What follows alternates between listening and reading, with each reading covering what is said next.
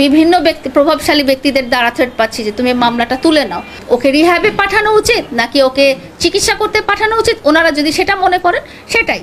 যদি লোকজন আমাকে নির্লজ্জ বলতে এখানে কোনো ভালোবাসা নাই, ওকে শায়েস্তা করার কোনো উদ্দেশ্য আমার নাই।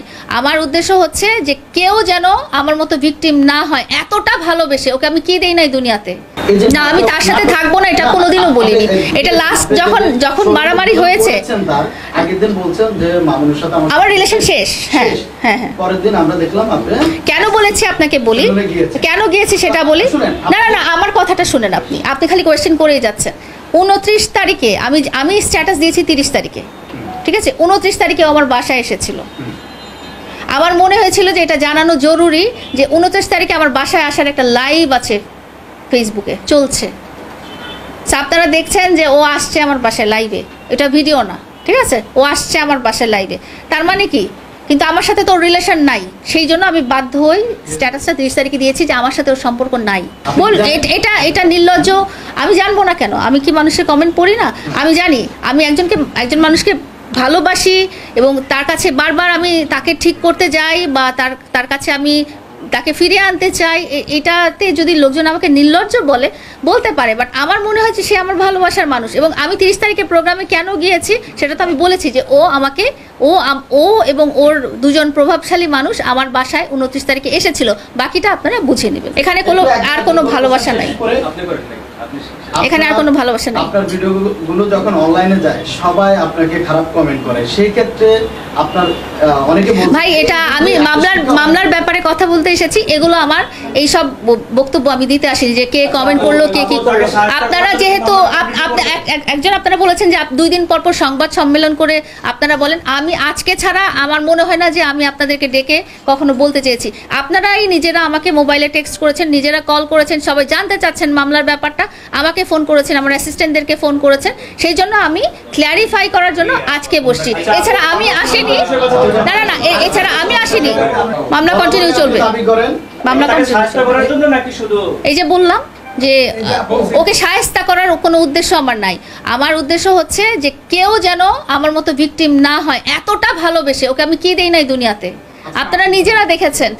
ওর পরিবর্তনটা আমি স্লাইডের ছবি নিয়েছিলাম যে ওর 2021 সালের চেহারা কি ছিল এবং 2024 সালে যে ওর চেহারাটা কি হয়েছে।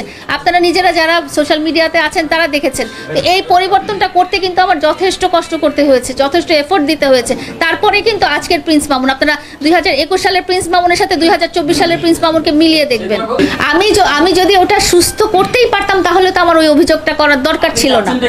আমি চাচ্ছি এটাই, এই যে বললাম যে মামলা কন্টিনিউ হোক এবং আদালত, বিজ্ঞ আদালত ওনারা জানবেন যে এটা আসলে কি হওয়া উচিত। ওকে রিহ্যাবে পাঠানো উচিত নাকি ওকে চিকিৎসা করতে পাঠানো উচিত, ওনারা যদি সেটা মনে করেন সেটাই।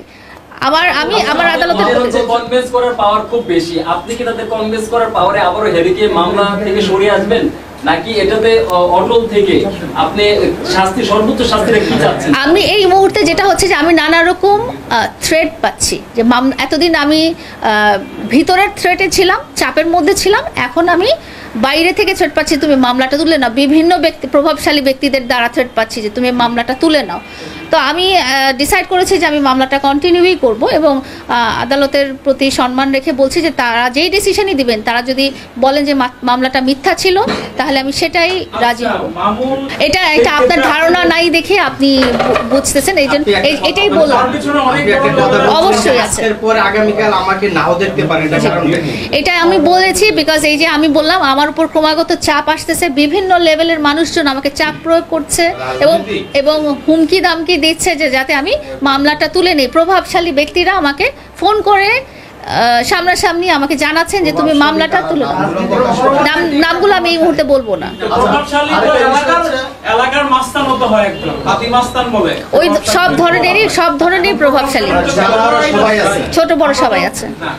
না আপনারা এটা বলতে পারেন না, কারণ আমি ডিক্লেয়ারই করেছি ওর সাথে এই মুহূর্তে আমার কোনো সম্পর্ক নাই। তাহলে এখন আর বসে এনে আমি কি করব? কি অধিকারে আপনাকে মারলো সেটা আপনি তার সাথে আপনার সম্পর্ক যেহেতু শেষ হয়ে গেছে, সেই সম্পর্কটা কি ছিল তাহলে কিন্তু ঠিক ক্লিয়ার। এটা আলাদা টপিক, এটা আমি অন্য জিনিসে আপনাদেরকে জানাই। আচ্ছা, আজকে যে ভিডিওগুলো আপনি দেখিয়েছেন সেখানে এখানে আরো ভিডিও আছে। এটা আপনি না না, মামুন খুব খারাপ সেটা আমি বোঝাতে চাইনি। আমি দেখিয়েছি যে মামুনের এই অভ্যাসটা আছে।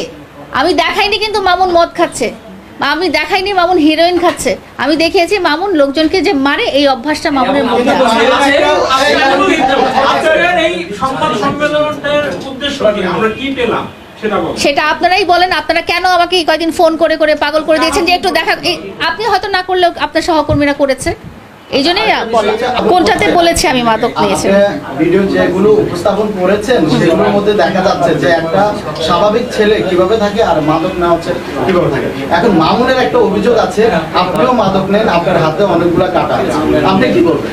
এটা এই কাটাগুলো মাদক নেওয়ার কারণে না, আমি ডেফিনেটলি মাদক নেই না না নেই এটা ডোপ টেস্ট করলে, আমার এবং মামুনের দুজনের ডোপ টেস্ট করলেই পাওয়া যাবে, এটা আমাকে প্রুফ করার কিছু নাই। তার মানে আপনি বলছেন আপনি মাদক নেন? অবশ্যই নেই না। ও তো অভিযোগ করছে আপনি।